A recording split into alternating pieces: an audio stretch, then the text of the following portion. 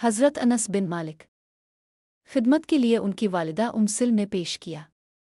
उन्होंने तकरीबन 10 साल रसूल अल्लाह की खिदमत की।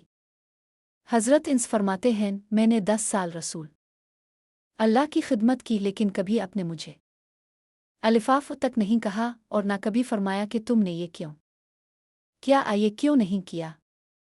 बुखारी और मुस्लिम। ये वाक़या नबी के आला अखलाक और हज़रत इंस की महब्बत और खिदमत का खूबसूरत नमूना है। एक दिन नबी करीम हज़रत इंस के घर तशरीफ़ लाए। उनकी वालिदा उम्सिल ने अर्ज़ किया, आ रसूल अल्लाह, इंस आपकी खिदमत में है, आप इस के लिए दुआ फरमा दें। तो रसूल अल्लाह ने हज़रत इंस के लिए दुआ की, ए अल्लाह, इसे माल और औलाद में बरकत अता फरमा और इसे लंबी उम्र दे और उसके अमाल में बरकत फरमा।